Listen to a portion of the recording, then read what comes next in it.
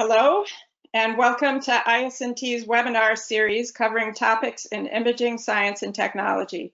My name is Susan Farnand, and I'm the Executive VP for IS&T. Today's webinar with Peter Burns is the second in our series of weekly webinars designed to provide an overview of archiving for cultural heritage. We're delighted that you have joined us to learn about this important topic. But before we begin, I want to take a couple of minutes to tell you a bit about IS&T. The Society for Imaging Science and Technology is unique in that its meetings bring together nearly an equal number of international researchers and practitioners from industry and academia, as well as from government. IS&T meetings provide a place where discussions that can be difficult to have in our siloed professional lives can happen in real time. IS&T's core competencies span imaging across applications, from vision and capture through processing to output. Our conferences, courses, and journals offer a place to share the latest innovations with a network of others who have a love for and curiosity about the world of imaging. For those working in the digitization of cultural heritage, IS&T offers a truly unique conference where imaging scientists, technical experts, managers, and practitioners from institutions, universities, and commercial enterprises meet to explore and discuss the digitization, preservation, and access of two-dimensional, three-dimensional, and audiovisual materials. Our webinar today is one of a four-part series designed to introduce the community to the important questions in the areas of digitization, preservation, and access that are being addressed by attendees of the archiving conference. The series grew out of a recognition that while each of these areas is dependent on the other, often practitioners in one area find it challenging to listen to talks from another area as they lack a depth of understanding of the issues being discussed. Our goal with this series of seminars is to provide a way to help those engaged in the profession better understand the challenges, needs, and concerns of colleagues in adjacent areas. Today's webinar focuses on the digitization of archival materials, including equipment, methodologies, standards, and quality. At the conclusion of the presentation, we will open the floor to questions via the texting box in the web interface, as Dave explained at the beginning. And now, without further delay, it is my pleasure to introduce Peter Burns. Peter Burns is a consultant for imaging system evaluation, modeling, and design, who has worked for Carestream Health, Xerox, and Eastman Kodak. A frequent speaker at technical conferences, Peter has taught imaging courses for clients and universities for many years. Peter? Thank you, Susan, and hello, everyone. And I'll keep an eye on the note there, the side, to find out if there's any problem with the audio. I'm assuming you can hear me well, and thank you for joining us here, and thanks especially for people outside of our time zone, particularly in Europe. I'm going to be joined by a guest presenter here. I'm here at the ISA World headquarters in beautiful upstate New York, and it looks like, oh, I think Don Williams is here. Don, are you there? I am here, and I've been monitoring the attendees, Peter, and it's good to know that once you announce my arrival that only one person has left. Oh, wait, they're back. Okay. Well, all right. Well, let's focus on the content, can we? Yes. Okay. Yeah. So today we'll be talking about material that is relevant to attendees and material that's covered in the archiving conference. This webinar, obviously, as you just heard, is organized by IS&T, and Don and I participate in their conferences, two of their conferences. Today we'll be talking about digitizing for cultural heritage, and in particular the three items there: a little bit about imaging literacy within institutions, and then good practice for photography, the image acquisition, and we'll touch on a few techniques that are important for imaging performance evaluation that are being adopted for large imaging projects. So let's start off. Here's our introduction. Start with the why and the what. Why are you imaging? Assuming you're in an institution or you're supplying services to an institution. Is it a master file for repurposing? Is it for digital printing, for catalog, web access, perhaps character recognition? So that's the why. What about the what? What are you scanning? Or what are you imaging? Photographic prints and negs, printed or typed documents, half-toned material, like this half-tone print of a movie frame on the right-hand side, maps, or perhaps handwritten documents. Each of these tends to set the imaging performance requirements. So not only the institution, but the actual content, at least we would recommend, tends to set the imaging requirements. What are some common concerns? Since we present and also do some consulting in this area, generally image literacy, familiarity with imaging technology, how to make it consistent, technology and equipment selection, qualifying vendors or suppliers, service providers. And in addition, once that's been done, which might fall under benchmarking, how do we control and improve imaging? As a backdrop and as a help for that, there are certain standards that have been developed for best practice for institutions with leadership both in the US and in Europe. Courtesy of Paul Conway, who reminded us of a presentation we made several years ago at an archiving conference. We talked about image literacy. The idea was that while we had technical solutions to several problems for control and improvement of the imaging, reducing those to fairly easily understood rules, guidelines, and tools was maybe the next step. So that's kind of the idea here. So by literacy, we mean ability to read and understand accepted imaging results, how to handle performance information, to express ideas and opinions, meaning is that good enough? How can we evaluate the needs for particular content? And how to make decisions and solve related problems. These could be equipment problems or variability due to lighting and so forth. Well, also borrowing from Paul, he references the axis of a document to a digital surrogate, which is what many of our digital collections material is, and references the axis of representation and communication. And there's Professor Mitchell there, who is also referenced by Paul. And anyone with the two middle names deserves his picture in our presentation there. Well, Paul's point was generally we're interested in representation, not reproduction. By representation, we mean characterizing the most important information about an object for our collection, not merely reproducing how it looks at that time for a particular set of viewing conditions or usages. We would like to present the material as specifying imaging requirements versus technologies. So in some of the material that we'll be seeing, where possible, we'll be expressing them in a technology independent way. So in many cases, we can express our evaluation and our practices independent of the specific technologies that are used. Obviously, another part of image literacy is understanding image industry guidelines and best practice, I should say, without being an engineer. Well, why is cultural heritage imaging different? You want to comment on this, Don? Oh, sure. We've used this slide several times, and actually it's aged well through the years. So let me, and actually at the bottom we'll sum it up. It's all about future repurposing.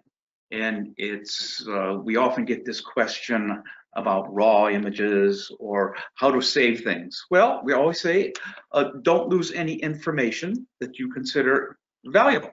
So there's a variety of use cases, and the information has got to be durable.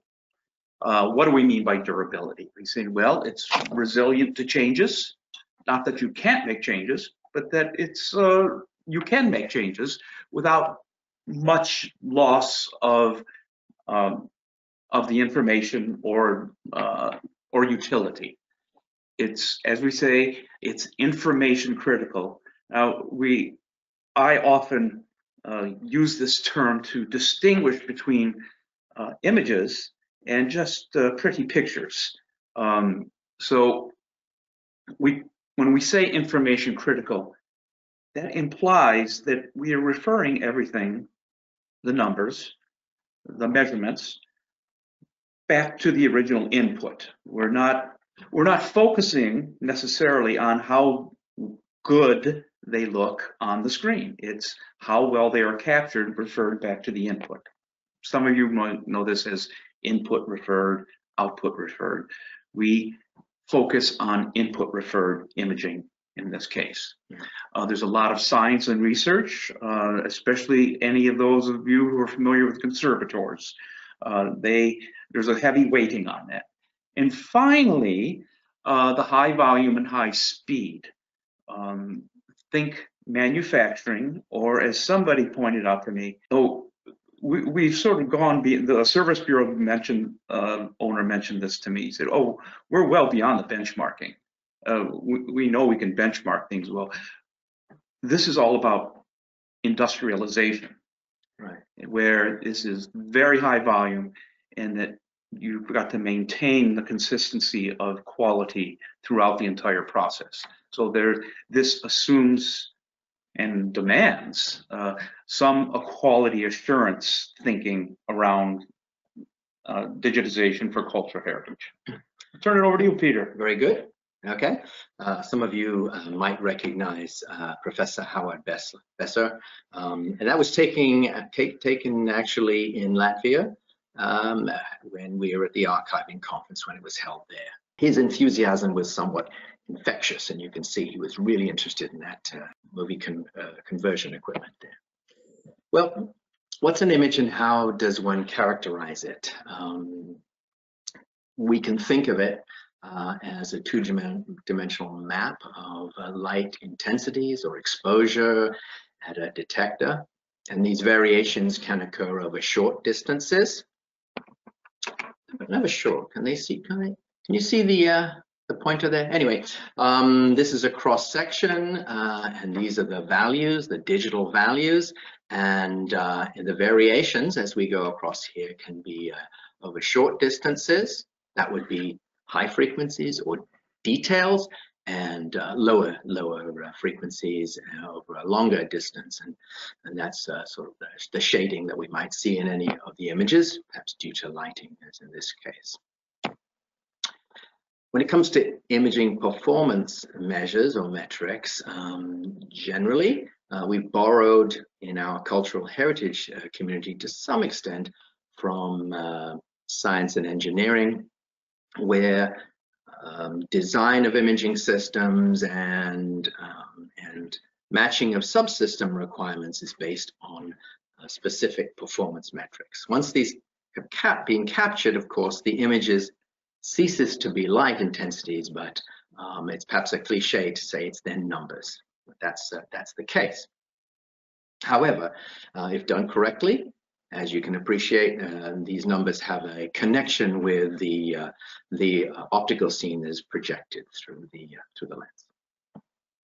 Okay, here's a brief outline of the steps that we go through in capturing.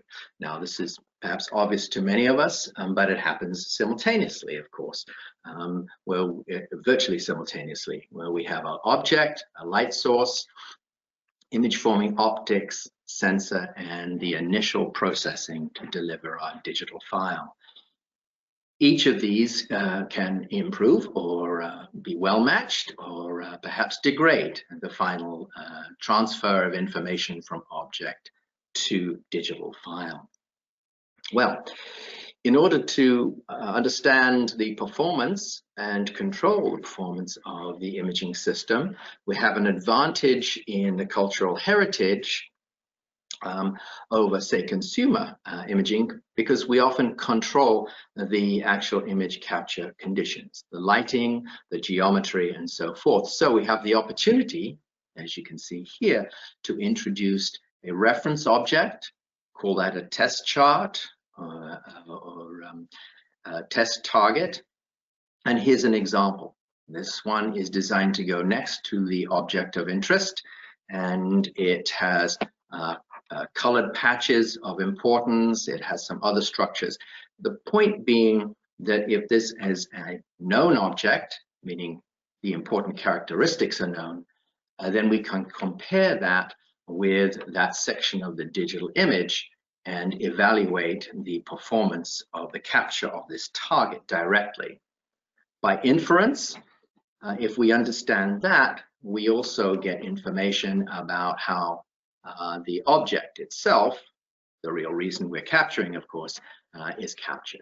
For example, focus of the lens, variation in, say, color temperature of the light, and so forth.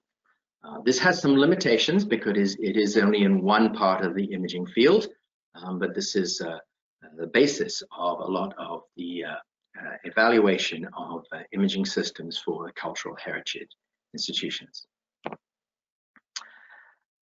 Well, is there anything missing here? We're going from object to image file. What do you think, Don? Well, let me say what I think is missing in this larger picture is the environment and the viewer, and how there's often, but more importantly, in terms of imaging systems, recall I mentioned that we're really interested in just the capture part. Let's get that straight first. And so the other half of this, the display and the printing, is not included here and not being emphasized in this this particular talk. Right. Yeah. So we don't have a viewer here, but the assumption is that we can make the requirements of the image capture dependent, focused on the information in the object. And if that's done reasonably well or correctly, we can then display in a separate state or print the most important information. May I add something else? Oh, carry on. Yeah. Yes. Well, this just came to me spontaneously. Notice that we've tried to mirror the target, the reference item, the probe, with the object that we're digitizing, basically two-dimensional and flat. So for those thinking to the future, when we're thinking of 3D imaging, this presents a whole new challenge, because while we've tried to reflect the target as being similar to the object, that gets much more complicated in terms of color management for 3D imaging. I call that that's the moonshot for the next decade: color management in 3D. Okay. We have no solutions at this time. It's just something to lose sleep over. Do you think scene lighting has something to do with that? I think so. I think it does. That and moving on, why would we measure imaging performance, which is a good part of what we tend to do for acceptance testing, for equipment evaluation, or benchmarking? For example, somebody setting up a lab or potentially buying a new equipment to quantify the influence of image processing. That's a big part of any system, of course, whether it's sharpening, management of color profiles, and so forth. Sometimes it will be leveraging for marketing purposes, and that could well be, for example, a requirement from an institution that a service provider meet a certain level of performance. For example, as specified in some industry guidelines, the FAGI guidelines or the Metamorphosa guidelines, which we'll refer to, which I said right there. So this is the motivation to do that, and the idea, of course, is to have the evaluation be something that is easy to accomplish and interpret alongside the actual work of building the digital collection. Well, how do we measure performance? I was noticing a little bit earlier, looks slightly humorous. The guy who's setting up that camera setup, his head really wasn't in that picture. I think that was from the Smithsonian, but it almost looks like he's got a color target as a head. But anyway, you get the basic idea. We often use known test charts to evaluate both accuracy and variation. Well, what's new about this? I'm introducing accuracy, the benchmarking, and then variation, say, over the life of a project. You may have, for example, in a large project, several workstations over several weeks, several months, and maintaining good imaging practice and performance over that time.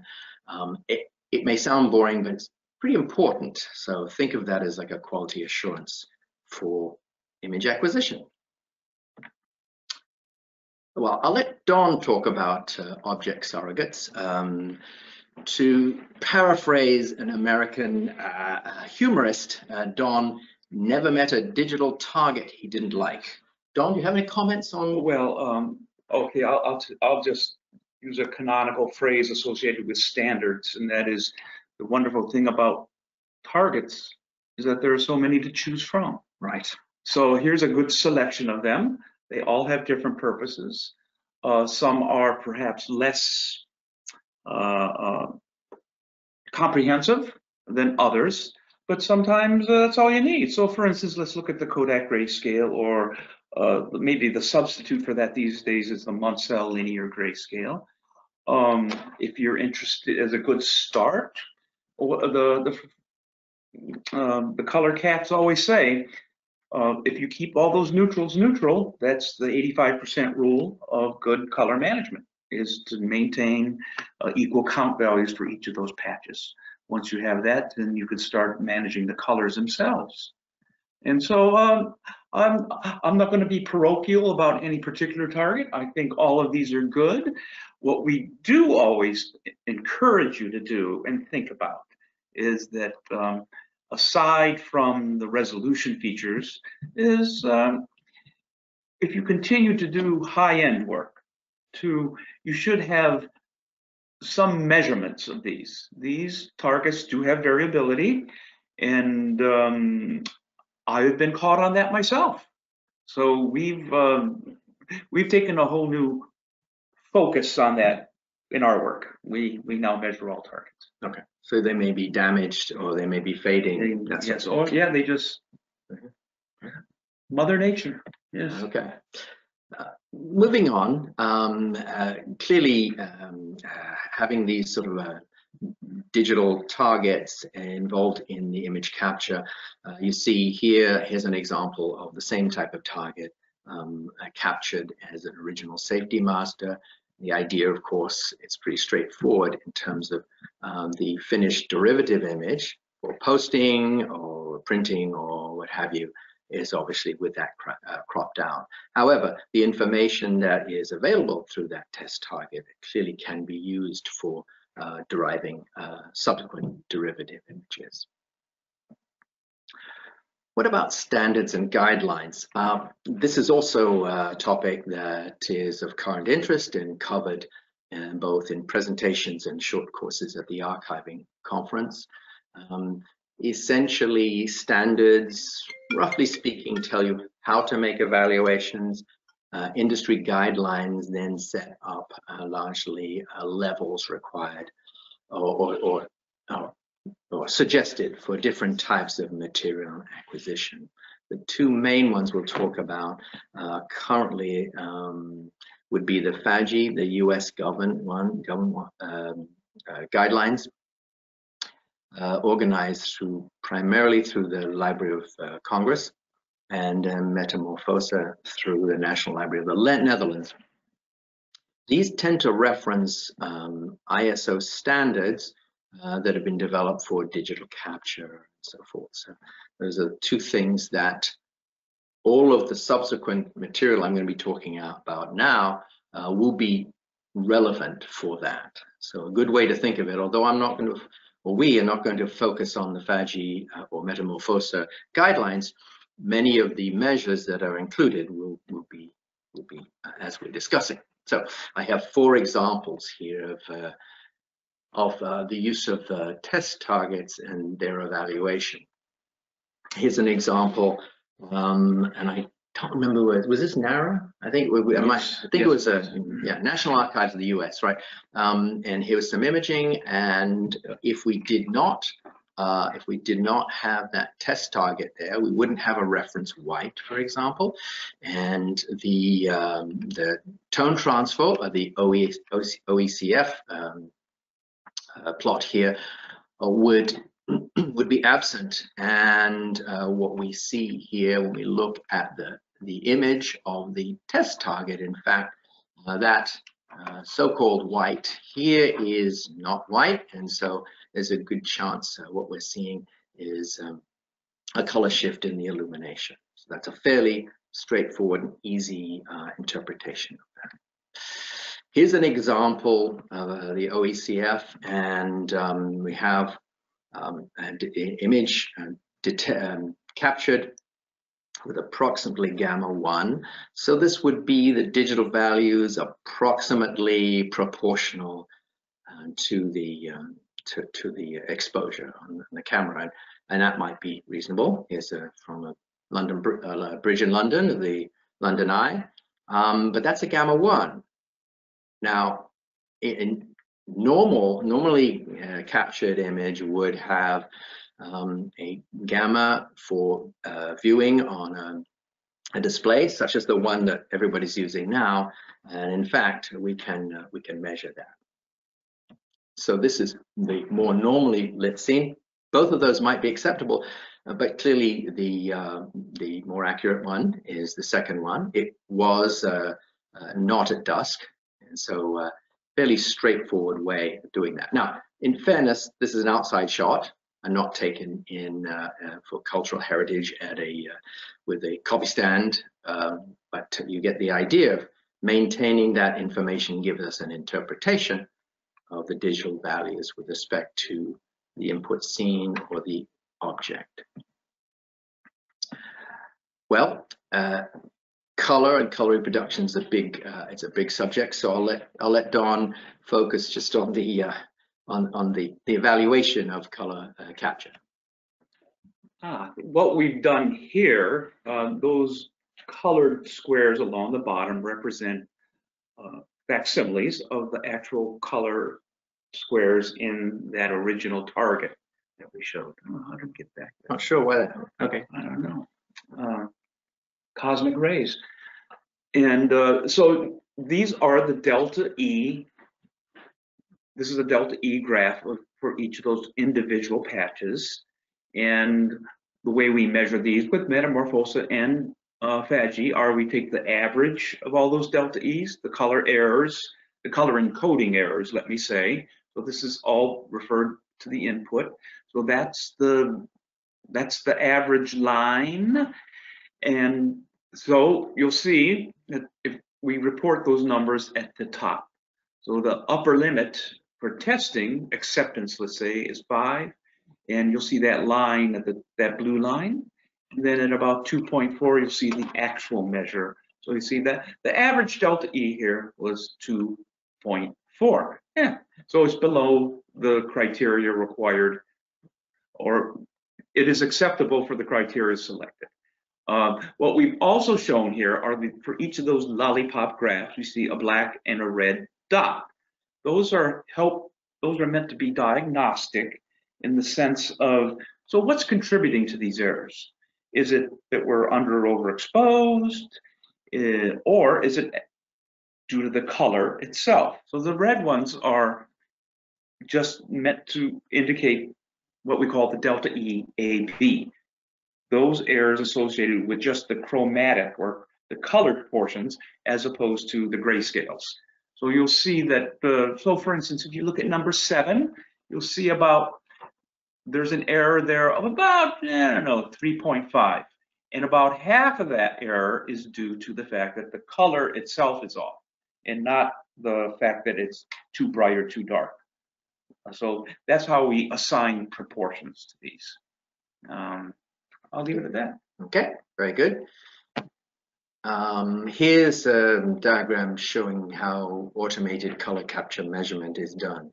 So the results that are shown here in this chart are due to this process where we have the test chart, here a two-dimensional one. It is captured, and the equivalent red, green, and blue pixel values are compared with those that would be from an instrument measurement of the test target. Oops, and essentially computed in an equivalent color space where a color difference is here. That's the delta E. So this is in an automated way. It requires you have software, and you also have to have information about the object itself. In this case, colorimetric information.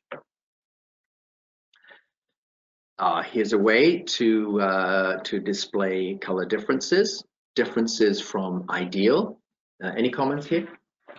Oh, I would just say this is a popular way of showing, in a false color sense, the errors. Of course, in our culture, green is good, yellow is a warning. As you get to red type areas, that's like, you better be careful. So you can adjust those, of course, with any kind of a scaler along that upper right hand side.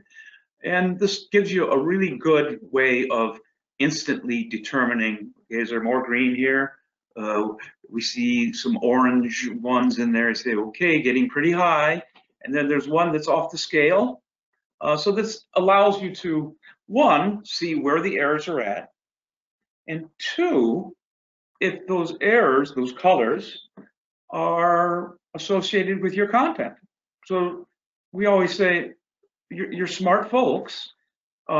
If, for instance, 15.58 is a deep, deep purple blue, which I think it is in the color checker, and you're digitizing near neutrals, well, yeah, you might just want to ignore that.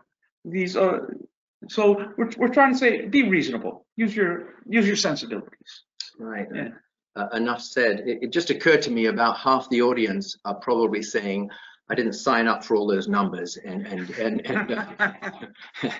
yes, well, enough said. All right, here's a good example of monitoring, very simple monitoring for a book scanner project here. It was an automated book scanner, whereas there was some variability.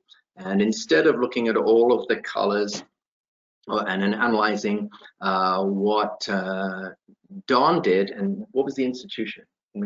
I don't think they'd mind. I don't think that. This is the National Institute. This is the National Institutes of Health book. Library medicine. Okay. NLB. Moving along. Over several months, the data was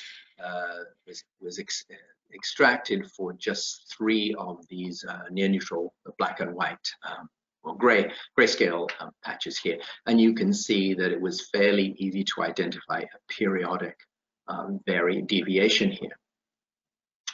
That said, it depends on the project whether this would be what we would call in control variation or something that needs to be corrected, but it was sort of interesting. I don't know if they ever identified what it was coming from, but it seemed to be happening every month or so.